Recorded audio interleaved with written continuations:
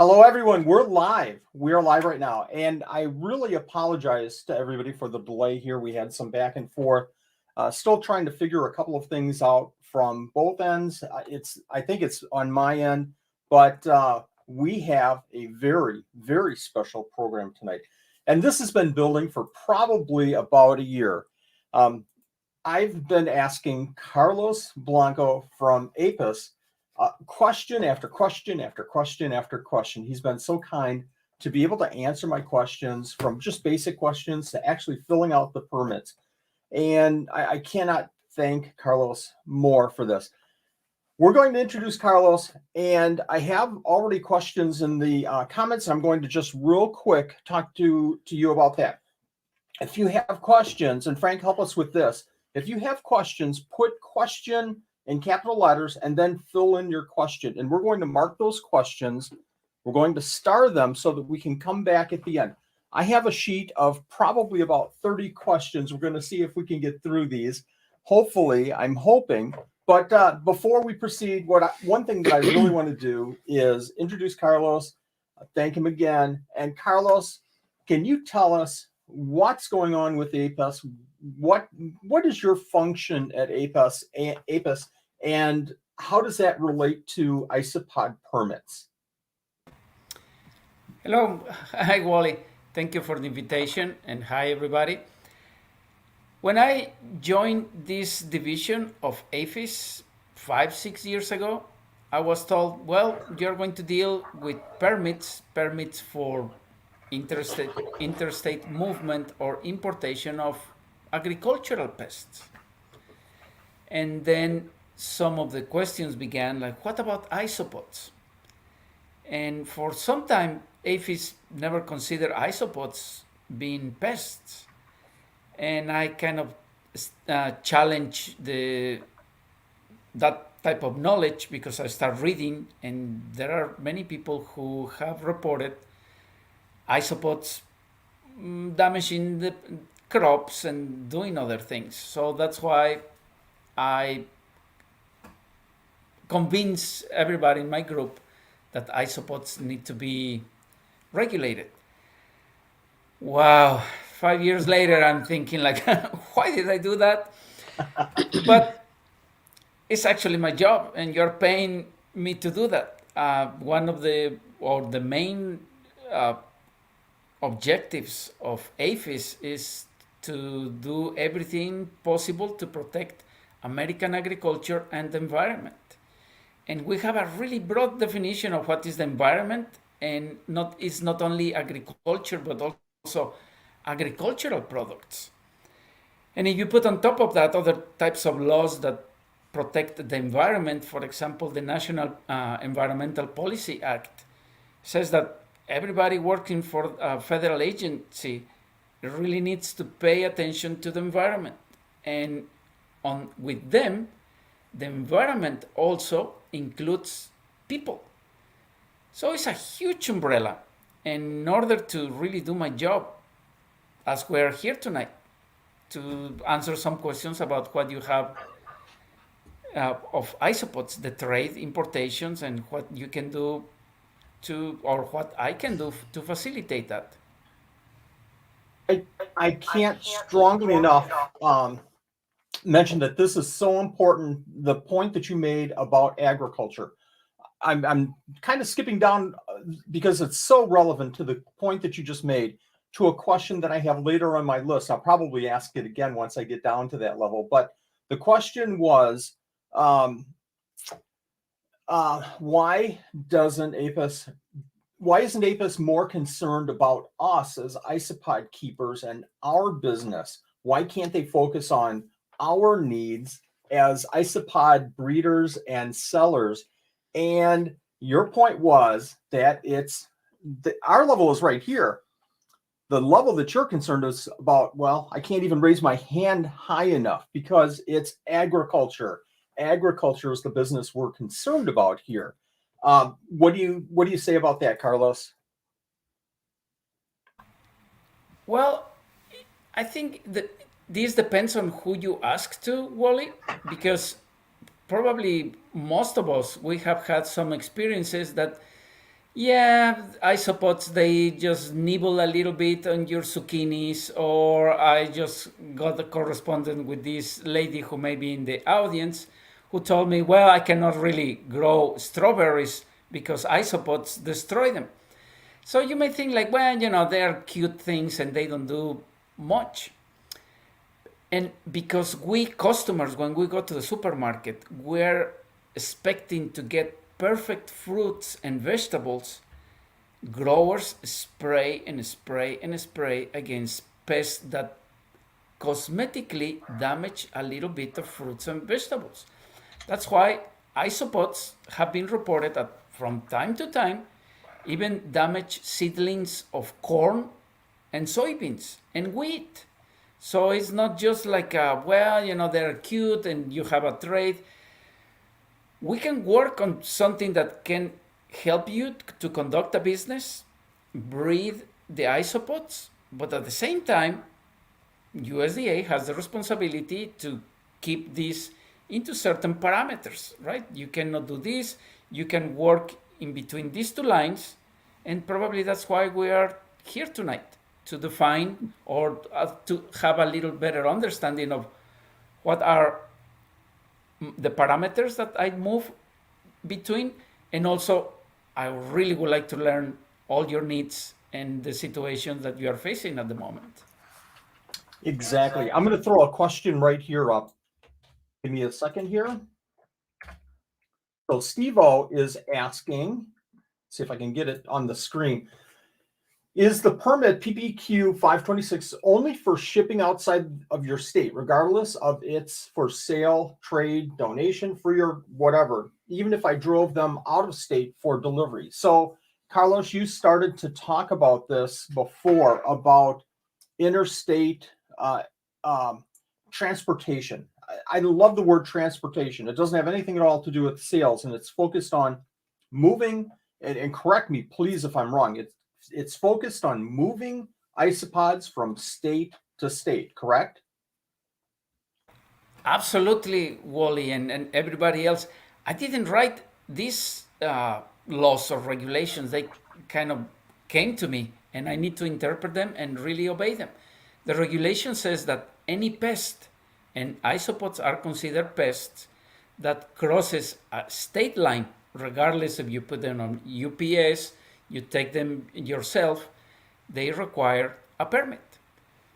That's the law, and we have been trying to do this as painless or as fast as possible, and also, as you have noticed, it doesn't cost you anything to have a permit for now is going back for 3 years.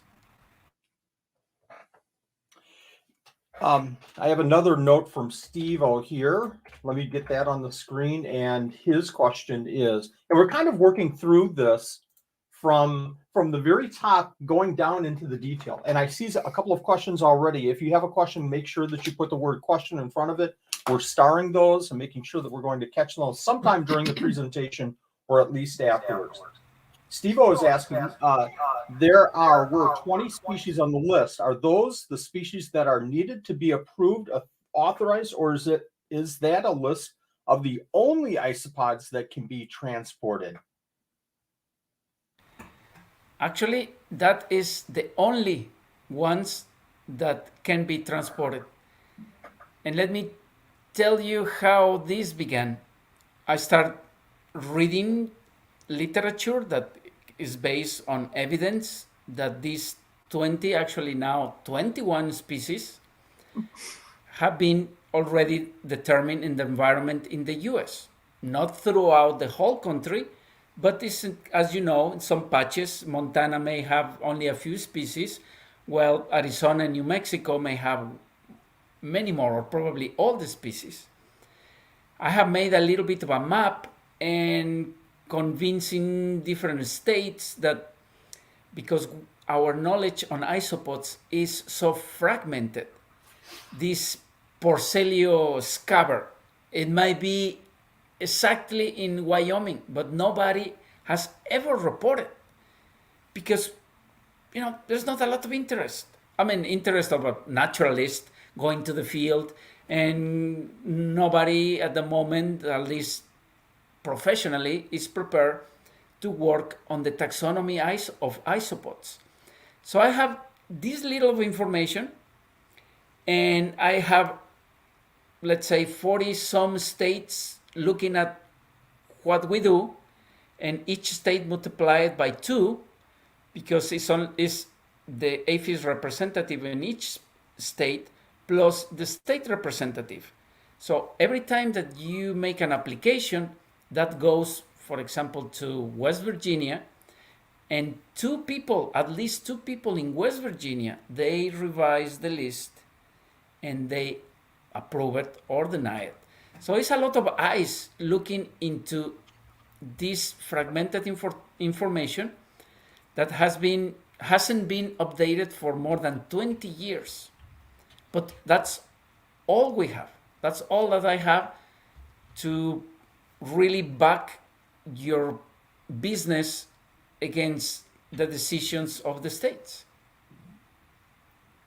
I'm going to ask a question because this is so much asked all the time, and the question is, do I need a permit if I sell within state, if I sell outside of state, if I buy as a buyer in state, if I buy as a buyer out of state? So let me throw this question up, maybe this little grid.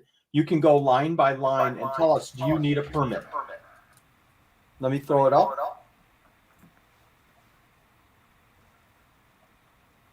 Can you see that question, Carlos? Okay. If you are in Montana and you have your isopods and you are going to a trade show in Montana and you are just going from one city to the other and you don't cross any state lines, you don't need a permit. For buying and selling? For buying and selling.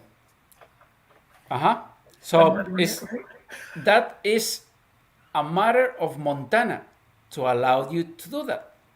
That is outside of the federal government. The federal government cannot tell anybody in a state, you need to do this. That will be their own determination. If it's an out-of-state buyer and the seller that is outside of your state already has a permit, you as a buyer are covered by the permit of the seller. Let's say, Wally, you already have multiple permits, and if you sell this to Florida, the person buying those isopods from you in Florida is covered by your permit. So the buyer doesn't need a permit. Is that to keep those isopods, or if I'm in Florida, I'm a customer, I buy them, then ship them out somewhere, do I need a permit then to ship? If you have a permit to ship them to Florida, you don't. That permit covers you to ship them there. Okay. To ship them to Florida. But let's say that I've purchased those isopods. Now I in Florida want to ship those to Illinois. You need a permit to ship them from Florida to Illinois. Perfect. Or if the person in Illinois has a permit to receive isopods, you don't need a permit from Florida to Illinois. So the shipper or the receiver, if they have a valid permit, the movement is authorized, is legal. Not both ends do not need to have a permit. Only one side of the equation of the transportation is required to have a permit. Right, that's confusing. Critters and Crawlers just asked, is that only if the seller has a permit for the state in which the buyer resides, or is it the permit for interstate for any state? With isopods, it's a little bit difficult. At the moment, you can have one permit that will cover you pretty much the whole country, except Alabama, California, Florida, Louisiana, and Oregon, We're done. that are the states that regularly or sometimes occasionally they say, nope, not this species. And because our system at the moment is so imperfect, and if you have all the states in one application and one state says no, oh my goodness, that is a terrible headache. That's why I'm asking now everybody to have one application for almost all the states except these 5 that I already told you: Alabama, California, Florida, Louisiana, and Oregon. I can send you later on an email if you want, that you can distribute it with your group. And plus also, if you live in Wisconsin and you want to, this is crazy. If you live in Wisconsin and you want to sell the isopods in Wisconsin, USDA cannot give you a permit because it's a matter of Wisconsin, not a federal situation, because the isopods will be distributed within the state. They won't be crossing the state lines. I tell you, there's a ton of information here, and I'm going to take notes, and I'm going to publish those notes out on probably a Word document after this show. And anything that Carlos shares with us, we'll make sure that those get out too. We're going to get into a lot of detail here, folks, but I'm going to cover this question because this was one of the most asked questions that we received. We pushed this out about 2 weeks ago, where we asked people, can you give us your questions concerning the permits? So here's one of the questions here. But again, I probably received, I think, 5 or 6 or 7 of these examples. So Caitlin is asking, even requiring a permit at all, why even require a permit at all if there's no enforcement? So the question is, permits are required. We go to shows and people don't have permits. Or you go online and you see just hundreds and hundreds of isopods being offered for sale, but those people don't send the permit information when they send the package, and we know that they don't have permits to sell those isopods because there's only 21 species. Well, when I joined this unit, I used to have hair. And that is the question that I receive all the time. Why do you want me to do all this? If all these guys, they do whatever they want without any permits, what are you going to do about that? And I'm very conscientious that if I restrict you, Wally, for just those 21 species, for only certain states and other not, I'm damaging your business, because the illegal guys or the guys who doesn't have a permit, they don't care. They can distribute 40, 50 species wherever they want. We have an enforcement branch in APHIS, but it's totally overwhelmed with issues that are more pressing than isopods. I'm not saying that isopods, they're never going to be scrutinized, nobody will ever be questioned, but if you compare that with giant snails and big wildlife, snakes and many other things, but especially right now with ants that are moved illegally and they are imported illegally, isopods, fortunately, are just kind of a second, third tier in the matter of problems. They are not going to cause the same problems of an invasive ant, as you know, or a snail, right? Or even a roach. So that's why when I asked the group of the enforcement and investigation group about how can you help me with isopods, they haven't even heard about what an isopod is. And when I describe them, what they do and all these things, and pretty much all you, the community, are very self-regulated, and all of you are very honest people. They just say like, oh, Oh, sorry, at the moment I'm very busy with other things. Yes, send me an email with all the descriptions and I'll get to that when I can. So, yes, it's something that really bothers me, that I recognize that I'm imposing many things on you that the illegal vendors are not subjected to. I give you 1 second here. Steve was saying it's not like they are destroying ecosystems or targeting livestock or decimating crops, but we don't know that. We don't know that at this point. My feeling is, and Carlos, correct me if I'm wrong, we don't know that. The problem is that we're in the infancy.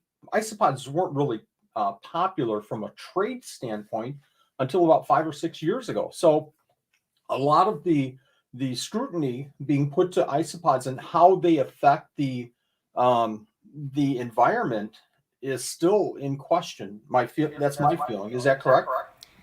Absolutely, Wally. I understand somebody pays 15, 20, $50 for your set of isopods. You're not going to let them out. They are your pets, right? You Right. invest money on that. I'm totally aware of that. That is not like, oh, I got these isopods, now I'm going to throw them into my garden. That doesn't happen. I know that that doesn't happen. So the possibility of isopods escaping and getting established into the environment is very, very small. Now, let me give you a different example that can give you just a perspective of what is going on. One young person, a Canadian guy that I don't know his name, but is a influencer or idol or something. Many years, well, a few years ago, he declared that he was a myrmecologist. His hobby was collecting ants. And the guy became extremely popular. He has, I think, 2 or 3 million followers. So he left his very lucrative business in Canada and he moved to Asia.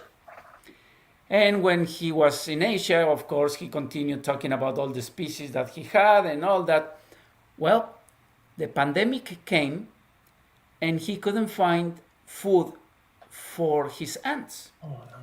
And he publicized to the world that it was his responsibility as an ant keeper to let all his ants go because he couldn't find food for them. Uh-huh. So you never know. This guy may have had the greatest intention of the world, but he was releasing ants into a different environment. I can't even imagine that. That's crazy. Yeah, you buy isopods today, and then you have to move to an apartment, and happens that the apartment doesn't allow any pets. What are you going to do with the isopods? Well, you're just going to throw them into your garden and then move to your apartment, right? That anybody will do that. Got a question coming up here, and I want to thank everybody for hanging with us at the beginning of this show. As far as the technical issues that we had, we still have a little bit of an echo here, and we tried to resolve that the best that we could. I know that it's probably a little irritating to most, but appreciate your patience with this. Dan is asking, what's the worst they've ever done, the isopods? What's the worst the isopods have done?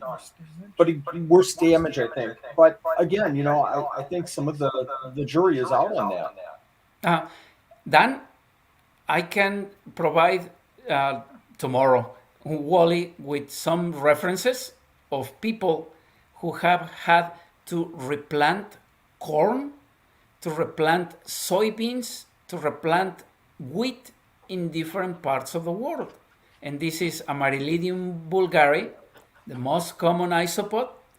And you may say like, well, it just happened once, right? But when you're a grower and you spend, I don't know, probably $460 per acre on seed, and then you have to replant that again in an acre, because due to isopods, believe me, you're going to have a different level of conversation with that grower. It's not going to have a lot of patience or tolerance for isopods, because that really can hurt the pockets of growers, just like that. Absolutely. I have a question right here. And I'm running off of these questions from the internet that people gave me before. Let me see if I can show it. Emma Richardson, why were those who got permits early on allowed to have every species they signed up for, while those people who got permits later were limited to in what they could keep? It was an erroneous decision, and having more information, we can refine the list. Having more information, and I'm asking the group, everybody, we can expand the list. The list of 21 species just got from 20 to 21 species, because recently one person sent me a publication, say like, here, I don't remember the species right now, but it says that it's already established or has been collected in Arizona and New Mexico. Why don't you include these species in the list? And that's what I'm doing now. So I'm not totally blind, or I'm not going to revise. I'm going to revise the list, but when I get information that will back up my case, because if I send this application to New Mexico and the person never heard about this species, and they say, "Are you out of your mind?" And I say, "I'm sorry. Here is a publication, old, but it says that this isopod was collected in New Mexico. So you may have it in New Mexico." And these guys are very reasonable people once that you show them evidence. They say, okay, then that's okay. I'll approve it. And I think that that's sometimes what people are looking for. They're looking for that, documentation or reasoning behind it. And I hope that through tonight's episode here, we're kind of getting some of those reasons. We have invasive species all over the place, like, the Great Lakes with the Asian carp, the mollusks, Florida. Oh my gosh, how many different invasive species there. Did you have a question? I'm just starting. Let me get over to this question. We're going to get into more specific permit questions here.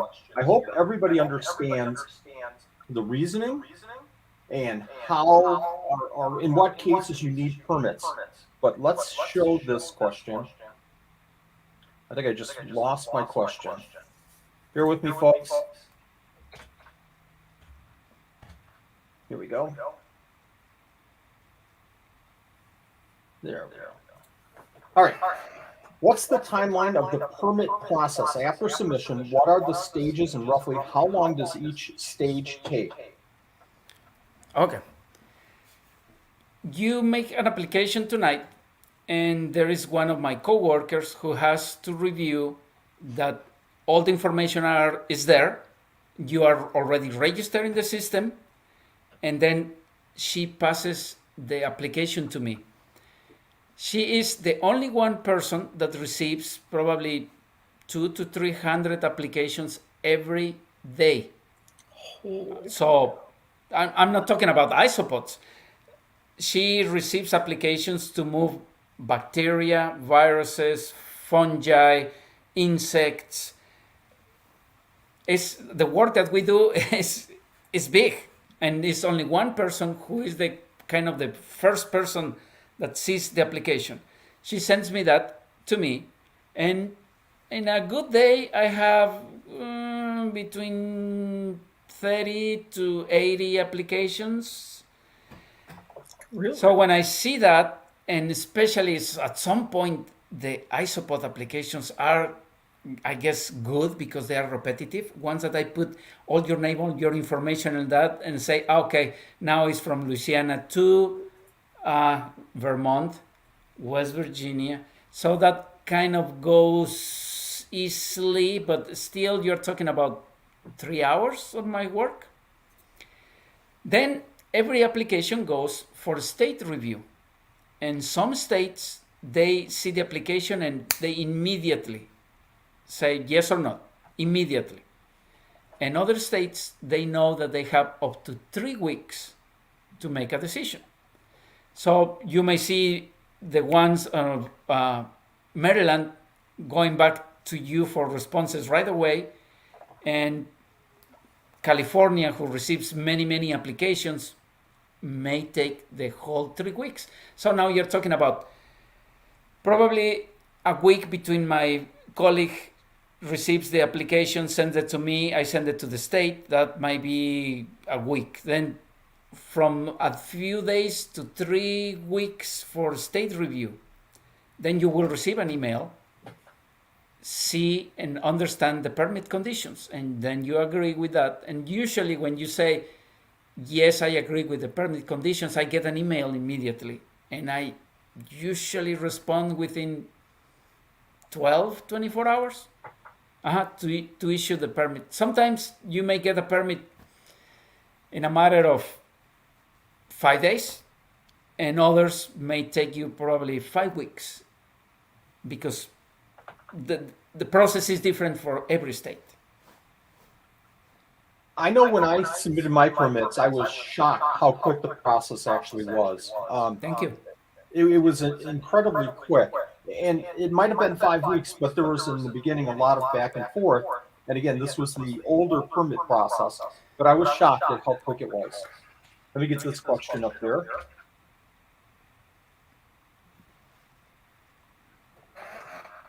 Oh, I already did that. Let me get this question instead.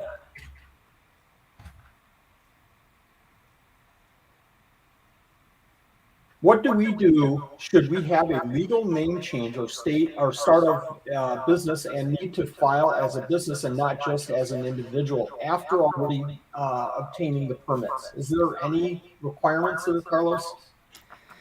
Yes, eventually you will have to change all your information. But as you mentioned, Wally, the system that we had before, even being an older system, it worked so fast compared with the new one. The new one, we still don't understand it completely. It doesn't work very, very well for anybody, including us and you as the applicants.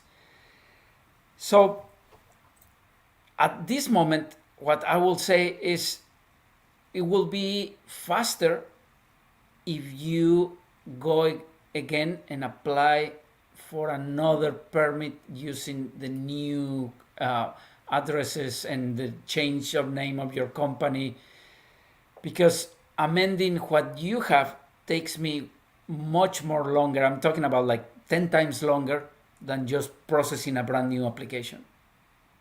Right. And that sounds like that's the safest approach to take. I have another question from Tailspin.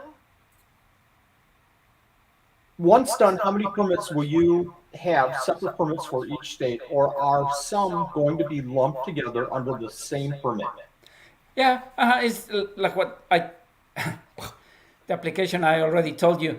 One application for 41, 42 states, excluding your state, California, Florida, Alabama, Louisiana, and Oregon. So it will be 6 different applications.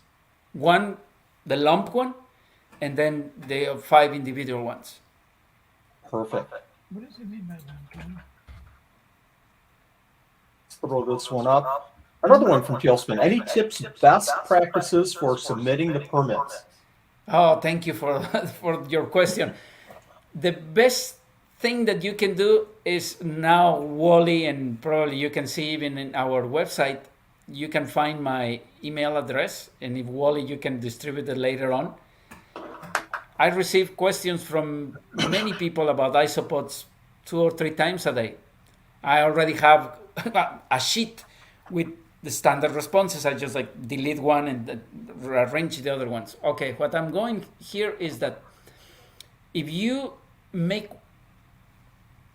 ask me first, or if you make one application, and you contact me and say, I already made the application A, blah, blah, blah, blah, blah, give me the number, and I can give you feedback within a few hours, and I say, you need to delete this species, you need to change this thing, but other than that, you are okay. And once that I tell you are okay, now I'm going to ask you for help, because sometimes, well, every time I need to add documentation to your applications, and that takes me, with a new system, believe it or not, that takes me probably 20 seconds to add a file into your application. If you multiply that for 50, 60 times a day, that takes at least my lunch break or a coffee break just by just adding a file. But if you do it for me, it will be fantastic, and your application will be move way more faster. What an absolutely great point. Keep it so, folks. When you're submitting your permits, if you have questions, refer to any reference information that you possibly can. Okay, let me get this one in.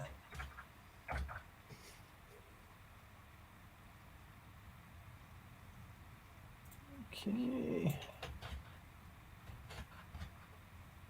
Amy Castles is asking, we really need a better list of what is and isn't legal in the state of Florida. The current list is really hard to find, confusing, and legit as old as I am. Way more species around now. Amy, you are correct. I cannot tell you what Florida accepts or doesn't accept. I can give you a copy of one of the rejection letters that I usually receive from Florida, but I'm not saying that I can tell you, well, Florida should accept all these species because I say so, right?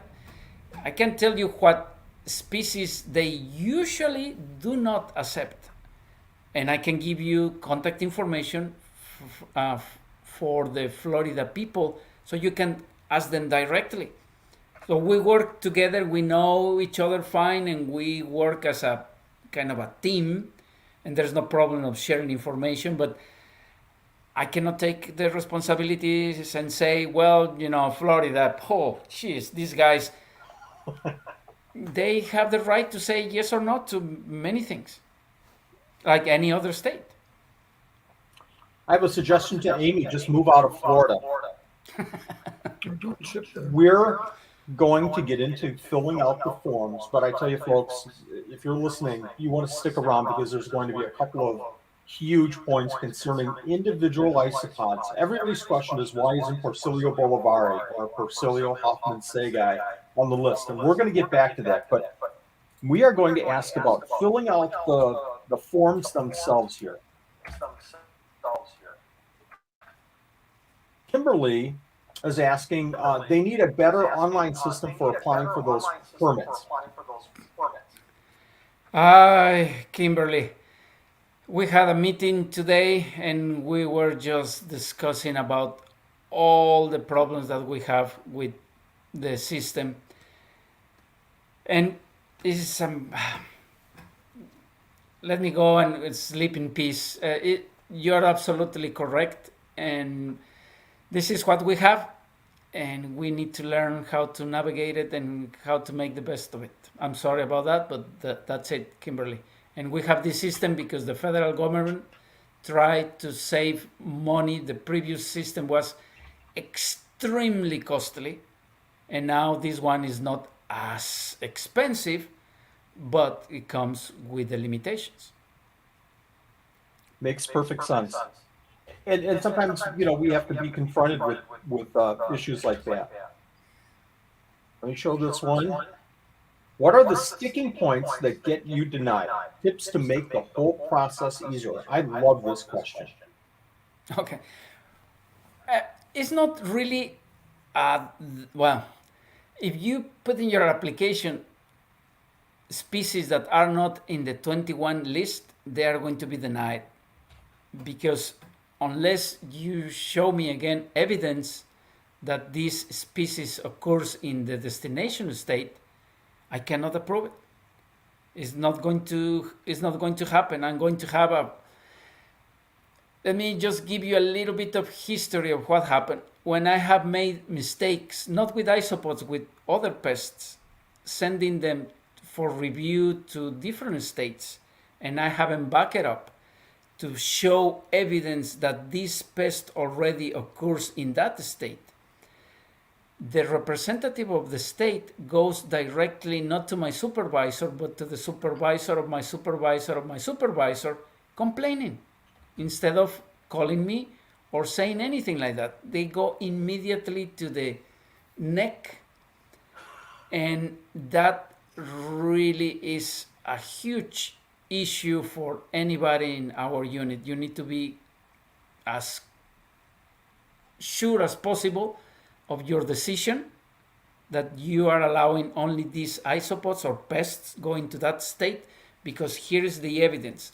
And sometimes even showing the evidence to the state, like for example in the case of Florida say, no, we don't have any information saying that these isopods are established here, and no, they are not going to be allowed. End of the story. Those are the sticky points when you have species that are not in the list. The other one is very easy to select. Where are these isopods coming from? Unknown. No, because that means that can be smuggled from other countries, and that is not the right determination. The other one that is very common is when you select continental US and territories. May sound kind of safe, right? But we have a policy that nothing from the continental US goes to Hawaii or the territories, neither in the other direction. That's why when you add US and territories, is one thing that I request people to change. Your application is not going to be denied for that, but I'm going to ask you to modify it. And I'm sure there's many other sticking points out there, and we'll try to, again, we're going to create a form here that maybe we can use as a community, kind of a frequently asked questions form that we can just build on, hopefully, over the next few years. I have a question from Paul Sutton. And let me see if I can get this on the screen. I recognize that name. Paul is such a great guy. He and I went back and forth probably for an hour talking about this question. I still don't know if I'm going to get it right here, but why did they list species on the application that you cannot list on your permit? Example, Porcellio bolivari. Applications ask you to list all your isopods. Once you do it, it indicates you cannot apply for some of the isopods listed. Should simplify and have pull downs for only isopods you can apply for. In the old system, we had the possibility of pretty much nobody being able to select any species not in that authorized list. With the migration into the new system, everything came into it. And not only that, sometimes we miss very important species. And people say like, how come you don't have, I don't know, the monarch butterfly on your list? I mean, this is the most common insect in the country. Well, because it didn't make the migration. You need to put it by hand. So it's one of the problems with the new system. I know that you have a big, long menu to select from, and later on the reality will be like, I'm sorry, only these 21 species will be allowed. Yes, you are totally right, Paul, and that will be is among some of my wishes for the changes in the new system. But as I told you that it's already a little bit less expensive, we already ran out of money to make any fixes. So this is what we have at the moment. I can see what Paul's saying there. Obviously, you go to a restaurant, you order a beer, for example, and the waiter says, what do you want? Well, how about a Corolla? Yeah, we don't have a Corolla. How about a Leinenkugels? We don't have one. So you go over this list, or eventually you just go, Give me a Budweiser. Exactly. What you have? What do you tell me what you have then? So up front, tell me what you have, and then select from that list. That makes all the sense in the world. Okay, Marion.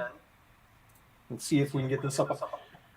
We're leading into some very, very detailed questions here, and this is the one that Carlos and I talked about. The form of this question is the one that Carlos and I talked about a month or so ago that just blew my mind.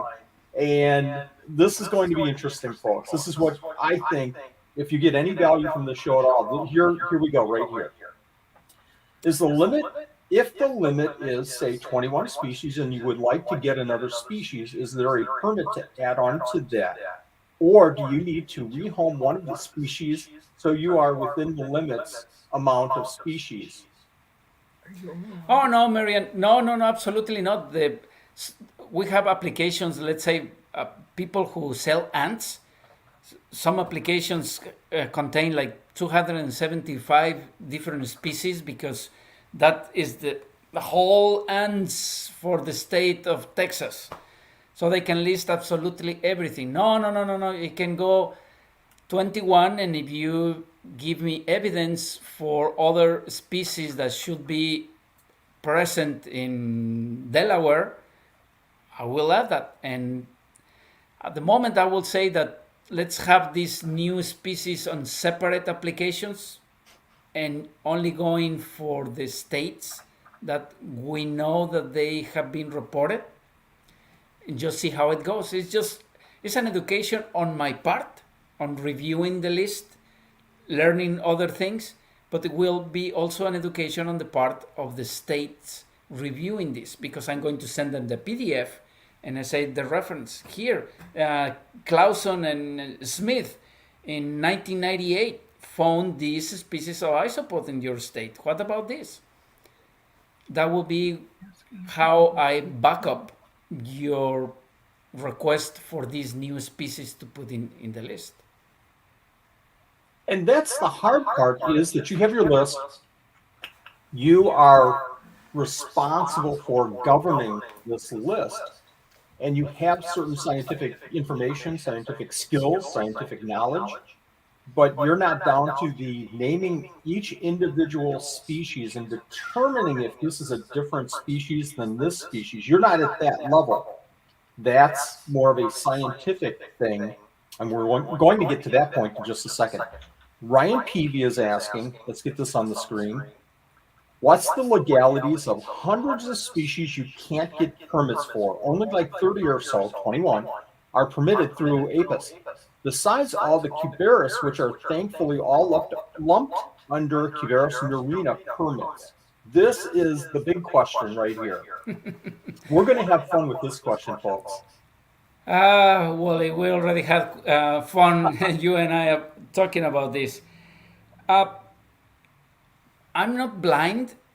I've been challenged many times, and I'm even part of these Facebook Isopod groups.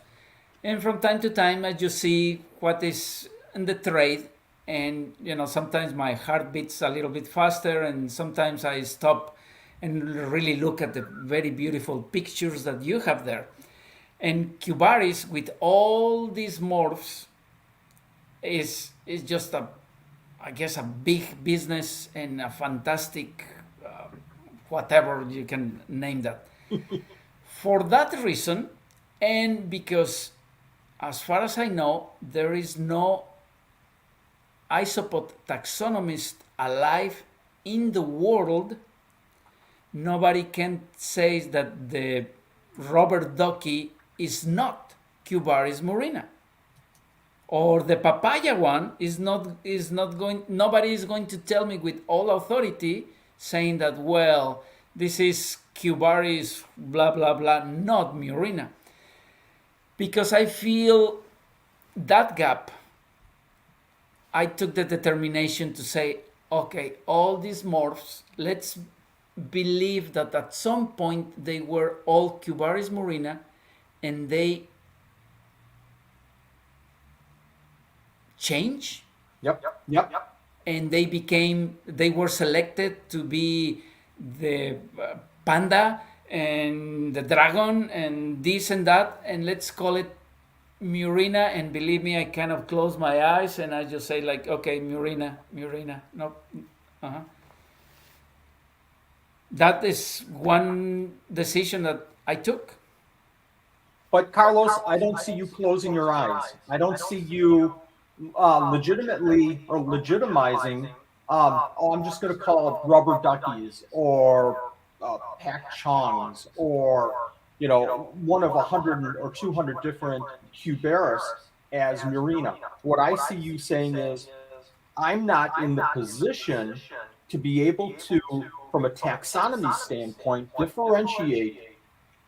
I'm not even going to say that. There is no taxonomy differentiating Murina from rubber duckies, pacchons, and so on and so forth. So your stance is, if I'm not mistaken, your stance is, if there's no scientific documentation isolating these into different species, then they're all the same species, which is maybe Cubaris murina, which is allowed on the permits.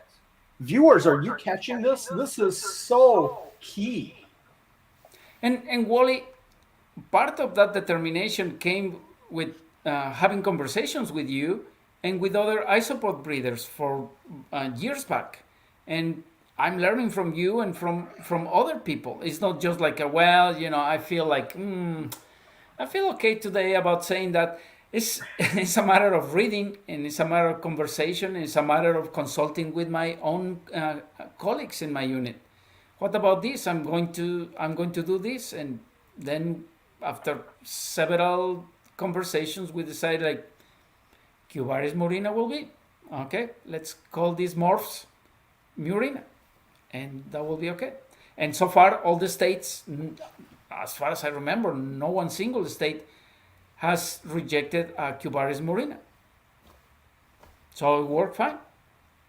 And maybe our viewers have already picked up on this. I certainly didn't until about a month ago when you and I talked, but in my mind also, for our conversation, in my mind, I'm lumping everything Cubaris then under Murina, unless it's specifically scientifically isolated into a new species, which then doesn't have a permit, which then means that I cannot get a permit to ship it or sell it across state lines, to transport it across state lines. If you really want to make it really complicated, take or send these samples to a person willing to do some DNA analysis. But I don't know what you're going to get out of it, because it's going to say like, well, these are different species, and that will be pretty much it, because they are not taxonomists, they are just molecular biologists who will tell you, yep, they are not the same species, and that will be it. We need the old school taxonomists that make the dissections and they can characterize different things and prove that this species doesn't produce viable offspring with these other species. That's why they are called two different ones. Yes. I'm going to throw one of my questions out there because I don't think anybody asked this, but well, it's my show, so I can ask a question.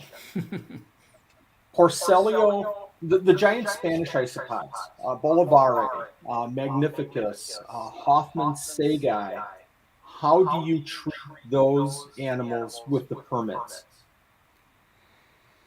Well, unfortunately, they are not. Those trees are not in the list, and I have not revised. Well, I haven't gotten or haven't found a recent publication of isopod taxonomy, and especially the distribution of isopods in the U.S.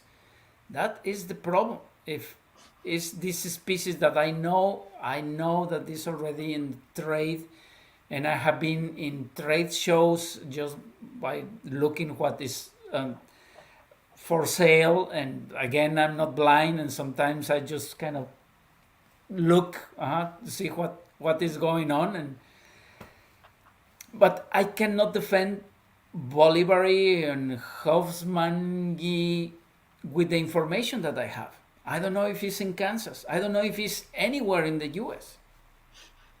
Please help me finding your really old encyclopedia, really old obscure papers that they are just not popping out in Google Scholar or Agricola and all those scientific literature search engines.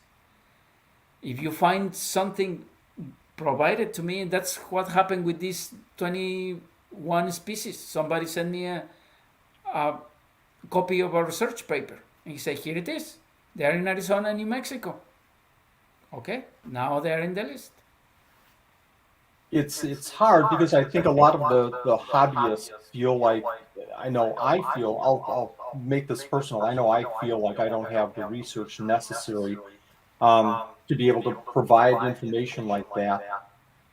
So it's really tricky that way. But, I think a show like this is so important, and we certainly could, and at some point in the future, have a follow-up version here. One thing I do know, though, is that now that I know your face, I'm going to be watching for you at reptile shows. And if I see you walking around, I'm going to take my whole table and throw it into a box, just right into a box because you're coming. So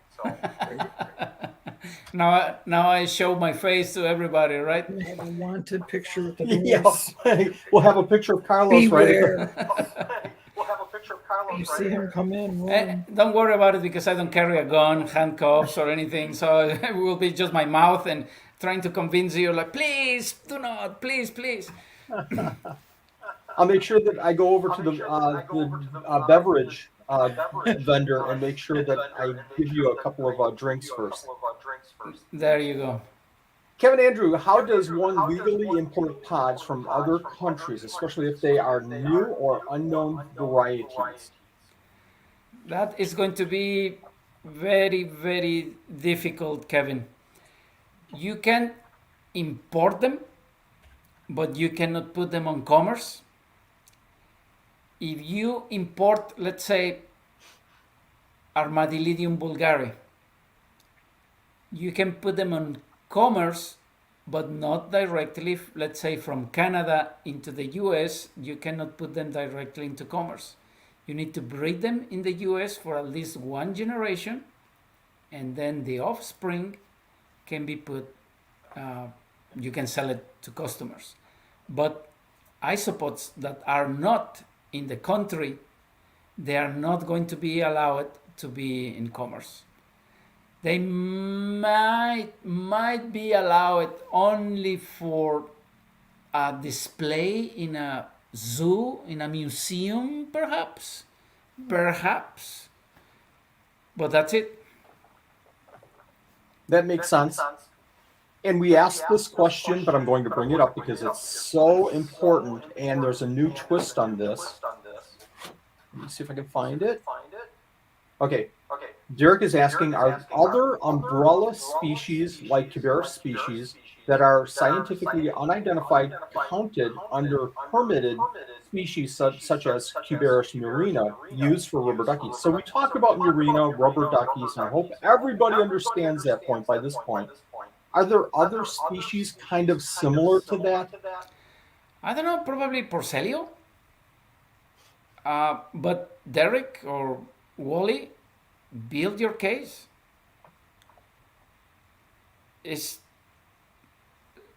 I really don't know. I don't know. Let me tell you a little bit of a personal history. When I was in graduate school, the only person and probably the last person that I knew that was dealing with isopods was my professor. And I never learned any taxonomy of isopods. Unfortunately, I cannot help you with that. It will be wonderful if I can do that. I don't even know how to differentiate one versus the other. And it's all about the evidence that these Porcelio, the ones that are not in the list, are already present in certain states in the country. That will be just the evidence that I need to add them to the list. That's simple. We have a few more questions on our pre-formatted list that we collected about a month or so ago. I've been starring anybody with questions. If you have a question, put question in all capital letters, the word question, then your question, and we're going to go back to those stars in just a minute. Let me go to Joe's question here. If the approved list of isopods are based off of isopods native to the continental United States, why are Armadillidium maculatum, clowns, Armadillidium klugi approved? Well, Joe, it's not only the native isopods, and actually, I have read that all the isopods have come from different continents because they are not native of North America. They came in ballast from the ships at the beginning of the colonization of the continent.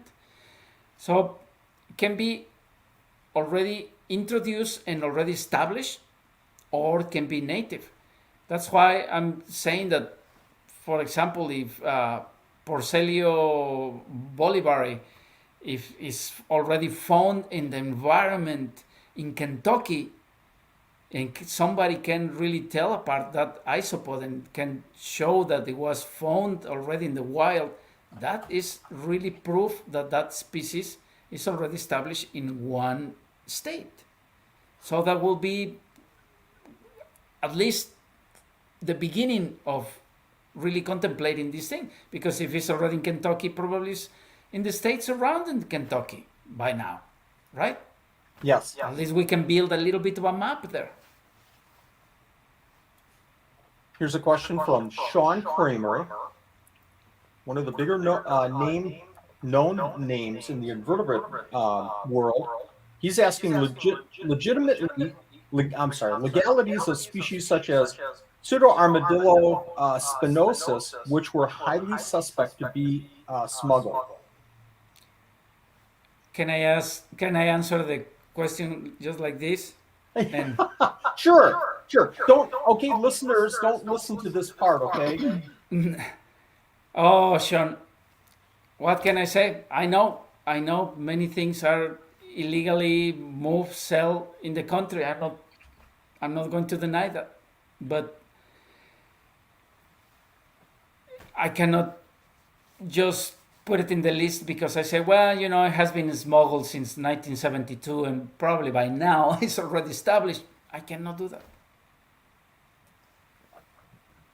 Another difficult question for sure. This is coming from Josh Hardy. Let me get it on the screen.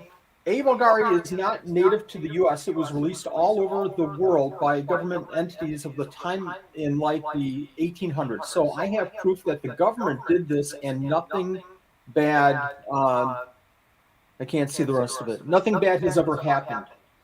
So well, Josh, exactly. Armadillidium vulgare is the species that I was telling at the beginning that has been not only suspected but proof that has destroyed corn, soybeans, and wheat, not only in the US but other parts of the world.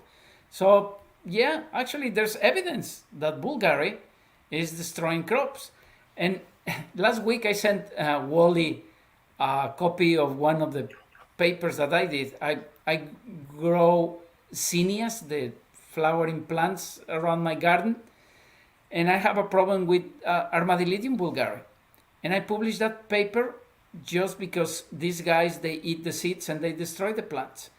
And USDA considers ornamental plants as an agricultural product.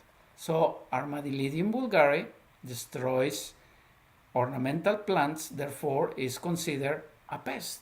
And it's a pest of cereals, legumes, vegetables, fruits, and now even ornamental plants.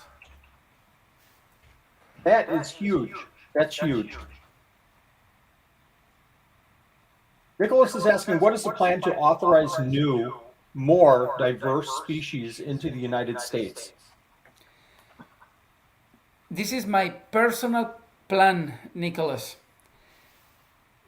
I met a young person through internet because he's contacted me through USDA, and he seems to be a very young high school student interested on isopods, and he has sent me a lot of information that he is digging. I have encouraged him to put this kind of a revision of the presence of other species in the country, and I told him I can help you to put that, frame it exactly how we need it, and I can help you to publish that in a scientific journal so we can use it as evidence that the list should be broader. But not until he does that, I cannot expand the list. I cannot force him to do it because he's not a USDA employee. He's doing that as a hobby. He's a young person. He's totally interested in the group of in the isopods. But that's all I can do. He has all my support, and and I'm talking also you in the community probably should know about him and support him 100% with many things that he needs. I mean, he will be a fantastic graduate student that can resolve many of the issues that you have for the trade at the moment. And that's the gist of what I'm hearing here, Carlos, is that you have identified through a lot of work these 21 species, but there's a lot of work with these other species still sitting out there. And your agency isn't going to, you're trying as best as you can to go out and find this information, but for somebody to send you the information might save months, years of collecting this information to get these animals approved. Absolutely, Wally, because number one, I really don't have a lot of time to do it. And let's say I go and really research Armadillidium smithi, and I find it that is already in Georgia. And probably you guys are going to say, we don't have it, we don't need it, we don't have any business for that thing. What are you doing? So I really need to know what are your needs and finding evidence to say like goes or doesn't go. Elizabeth Kelly, what species need a containment facility? What is needed to be a proper facility? Elizabeth, the species that are not in the 21 list, they will require a containment facility, and they are not going to be taken out of that containment facility. A proper containment facility, it has a lot of restrictions. It doesn't have to be a building in itself. Many people build a containment facility in a closet inside of a bedroom because they close the door, they seal every single gap, and inside of the closet they have like what I see in the background of Wally terrarium, that the terrarium around it has all kinds of grease and traps for anything that escape. It's not impossible, it's difficult, will require changes in your house. It will require inspections from USDA personnel to go to your house, or at least have a kind of a virtual visit with your phone and going around, and somebody will say, okay, now show me the ceiling, and now face the floor, and let me see what type of material you have. You need to write a lot of documents to demonstrate that you know what you're doing, how are you going to treat the animals, blah, blah, blah. I'm going to throw this one up because it's so related. Why do some species like Titan Porcilios have special containment regulations, especially when some of those same said species can be so hard to keep alive in just a bin, like Bolivari and Spatulatus, for me anyways? So why do we need all these containment facilities when, I bring in 12 isopods and it's everything I can do to keep them alive and actually get some babies after about a year? Why do I need to keep those in a facility? Containment facility. That's a total important and legitimate question. If you are in Wisconsin and if these isopods they escape for some reason and just let them go, I'm sure that they are not going to survive. I know that. They are resistant, but not resistant, right? And especially you are telling me that some species they really require some very specific conditions and care. They are not going to survive if you take them in your car and you move them to another room. They will die. I know that. They are very tricky. I used to grow agricultural pests in the lab, and they were the most demanding and fragile creatures that I have first-hand experience that is not easy to rear. I know that. But I cannot just use your word to say like, well, if they escape in Wisconsin, the cold is going to kill them, because we don't have the information to say these are the parameters of Titan porcellio that just outside of these temperatures they are not going to grow or they are going to die. I don't have the information. And it's hard putting an umbrella over every keeper's situations and environments and where they live and everything.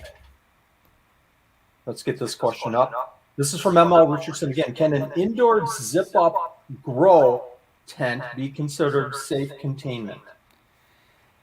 Oh, for isopods, perhaps, because as we know, they don't fly. They are, some of the species are not really good crawlers, and they are big enough so with any mosquito mesh you may stop most of them from escaping. It depends on the situation. It may be, but probably inside of the tent you have to have like terrarium or plastic boxes or other containment inside of it. Usually a kind of a rule of thumb is like a triple containment. A box inside of your closet, inside of your bedroom that is locked and all the windows are shut. They cannot open and the air conditioning vent has been already canceled. So that is this. The isopods have to escape the box, the closet, and the bedroom window or the door is going to be very difficult.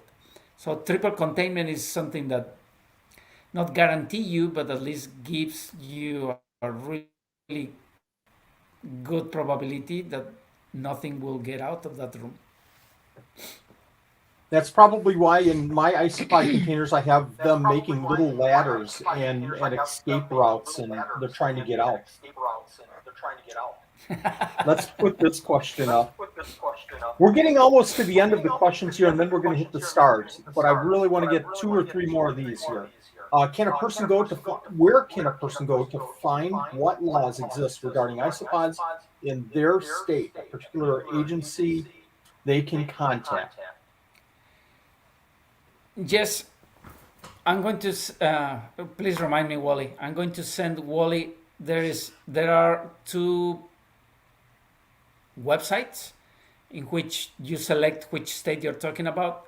You want to find information. I'm sorry, and you will contact the APHIS representative in that state, and also what is called the State Plant Regulatory Officer. And then you can ask specific questions about isopods in your state. Please remind me, Wally, to send you those links tomorrow. Okay, can you make a note? Thank you. We're going to hit these next couple real quick here. This is a question also about packaging. What is required for packaging not suggested by other sellers? I mean, required by APHIS law. What can I have in the package? Karen, we usually put in the permits just a escape proof container. I know that just because it's your business, you're not going to give a suboptimal product to somebody that opens a box and like everything is crawling. But I cannot tell you, oh, it has to be a box of this size, of this gauge, because that probably is not going to make any sense to you. It's not going to be useful for the species that you are commercializing. It's going to be your professional discretion to ship these isopods under escape-proof conditions. Think about how UPS may mistreat your box, and even if they kick it out of the truck all the way to your doorstep, the isopods won't escape because it's the reputation of your business to deliver a really good product. This just came to mind. I know that in the past we've shipped our isopods with sphagnum moss, which isn't an issue, obviously, and a cup that's sealed that really is hard to get open without opening it and spilling the isopods all over the place. But we also were putting in a little piece of food material like zucchini or carrot. We've since stopped doing that, and now we put in the water crystal gels just as another water source. So that's one change that we've made to our process. Folks, we're going to cover the starred questions. This is questions that you've asked earlier, so these are going to be random and all over the place. So the bug gal is asking, how do I fill out the destination part of the form so that I apply to ship to all contiguous states? The destination part is tricky, and that's a question that I receive every day. It asks you for a name, an address, and all that. You just put an asterisk or NA, not available, for all that information, but the state definitely has to be there. You don't have to include the city. Just adding the state will cover every address, every city within that state. To ship to all contiguous US, it's the same thing. One application can go for 42 states except those five I told you, except your state can be a little bit easier. Are these the 5 states: Alabama, Florida, Louisiana, Montana, and Oregon? And California. And California. Montana's not in it, though, is it? Is Yeah, Montana? Well, that's one of the problems. Montana used to say no to everything, and now hasn't said no for the past 2 years. And I don't know when they are going to object again. But at the moment, I'm just going with riding the wave that they're not saying anything and just trying to make it go by. Do I need to list every single species in a permit application? Can I include different organizations on one permit? Example, isopods, beetles, ants, roaches. That will be wonderful, except that the states at the beginning, and they haven't changed their mind, say like, no, we just want to see applications with isopods. Because all this came like a tsunami. Suddenly they never saw an application of isopods, and they start like, what is this? Why? That's why they didn't want to have agricultural pests or roaches or other things with it. And it has been an agreement that USDA had with the states, a separate application for isopods, a separate application for springtails.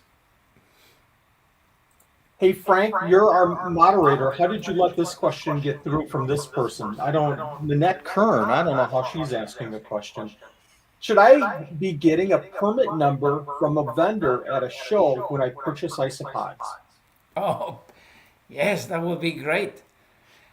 I told Wally the other day story. I went to a reptile show, and this lady had a display of isopods, and I started looking, and she had all the 20 species authorized, not another one.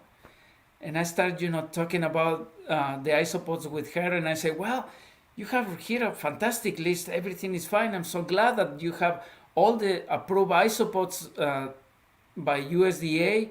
And I just asked her and I say, I'm sure that you have permits, right? And she said, no, we don't need a permit. Nope.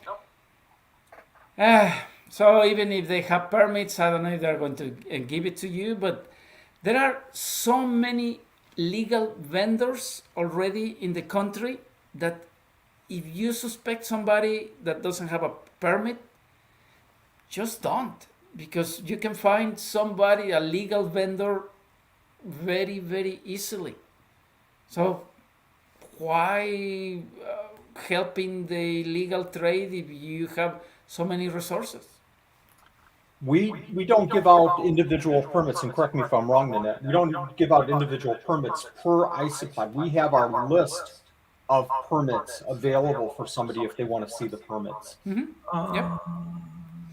Am I wrong? I give them a sheet with the state number that they're going into. Like if it's from Illinois and they're leaving Wisconsin, I give them their Illinois number for the permit. Is that wrong? Okay. It's more. It's I give better. them a sheet that has their state. And when I ship, I put a sheet in with their state permit that you gave me. Right. Okay. Let's get this one up. Can you legally own species not on the list? And if you have a facility, is an adequate facility something a regular person can have in their home? I suppose that you're talking about a containment facility. Yeah, it's kind of a not impossible to have.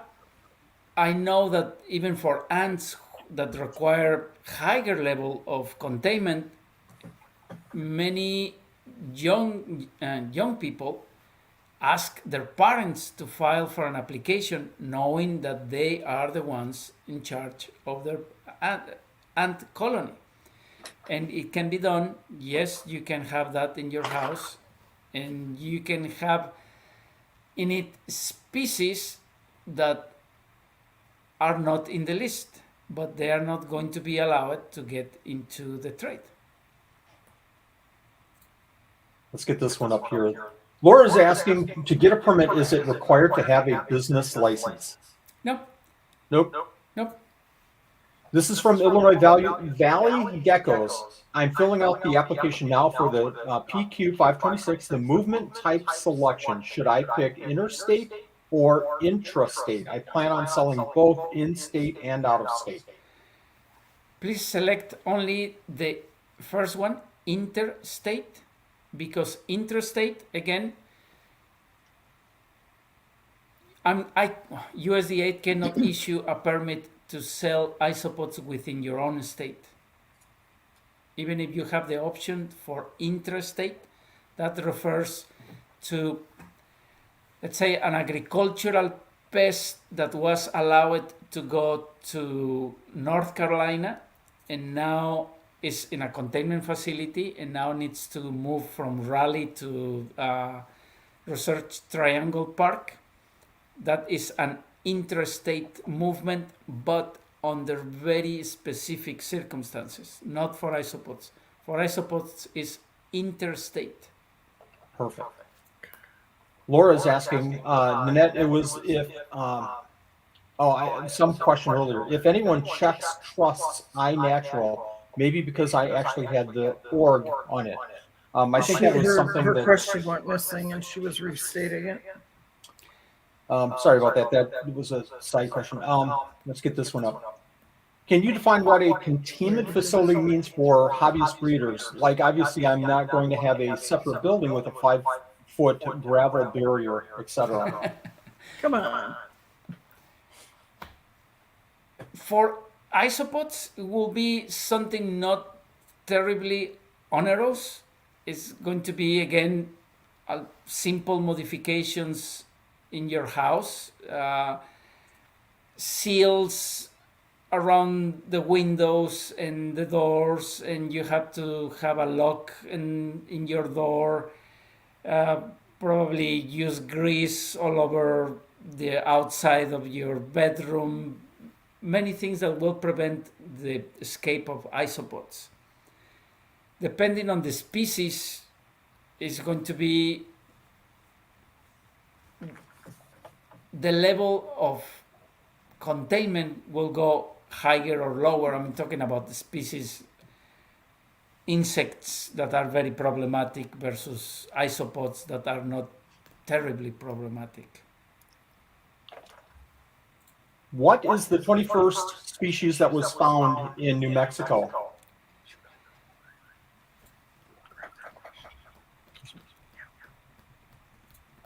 Venecilio arizonicus. Woo, it worked. I'll have to look that one up. Yeah. What is the consequences of shipping unapproved species? At some point, you can be fined. The species can be confiscated from your house. But if you want to become a legal vendor later on, and if you already have a bad mark, and believe me, it's going to be very difficult to get a permit. Just be safe, folks. It doesn't cost that much. It doesn't cost that much as far as time. It just, in my mind, it was simple. Just do it and get it done with and move on. Can springtails be included in the same permit as the isopods? And that's a problem, that the agreement that I had with the states, that no, isopods. Doug has a question. We have three more. Folks, if you have a question real quick, we're going to keep Carlos for another couple of minutes here. Your time is so valuable, and I appreciate it so much. We don't want to keep you all night, though. Although Frank will say 24 hours. Let's go 24 hours. Doug is saying, would the use of an application like, say, iNatural help to get more onto the approved list? Somewhere we as hobbyists can help.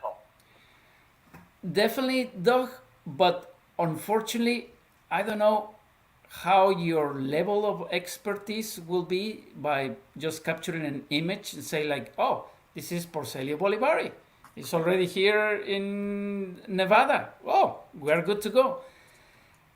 That identification needs to be backed up, I guess, by a recognized taxonomist.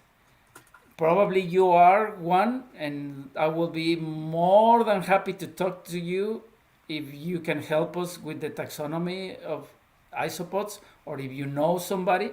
I know iNaturalist is a really nice resource, but when you have this group that we have a lot of doubts what is one species versus the other,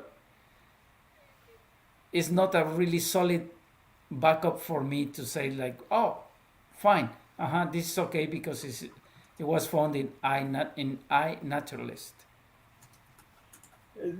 I would think there's certain levels. You know, you have Facebook groups, you have, maybe breeders breeding, a lot of animals, a little bit more level of expertise. You have iNatural, but now to make some of the decisions that you need to make, it's more of a scientific look at the isopods than a collection of other information.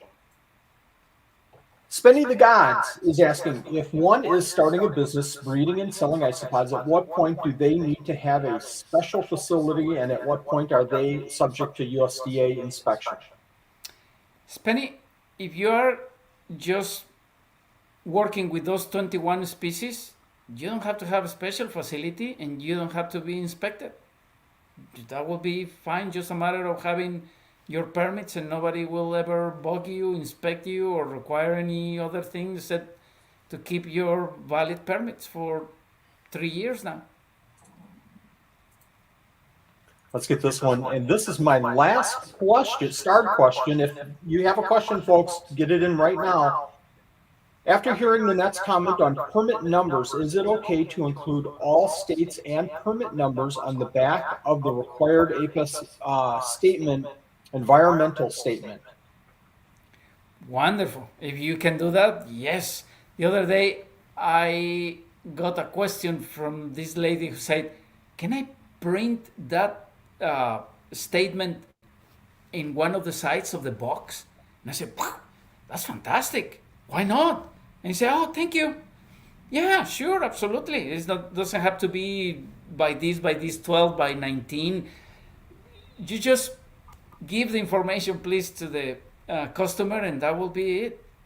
You can put any other information in it. I have seen people actually isopod breeder who reduce the environmental statement to something this big. Well, and you just need to have a magnifying glass or a microscope to read it, but she's totally legal and fine with that. If that's what she wants to do.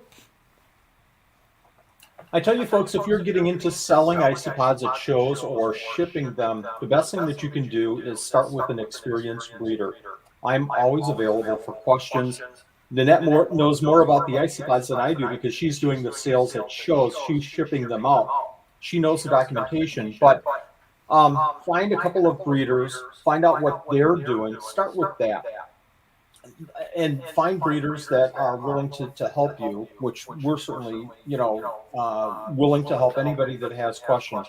I will also say that Carlos mentioned a couple of times that we'll have more information coming in some forums, and also I'll include Carlos's email.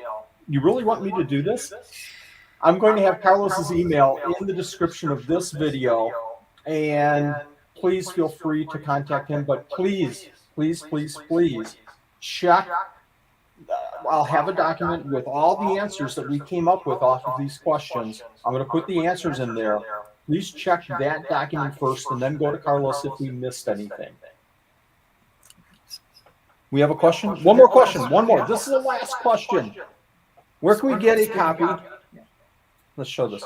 Where can we get a copy of the statement referenced by Nanette and Wanderlust Farms, environmental statement?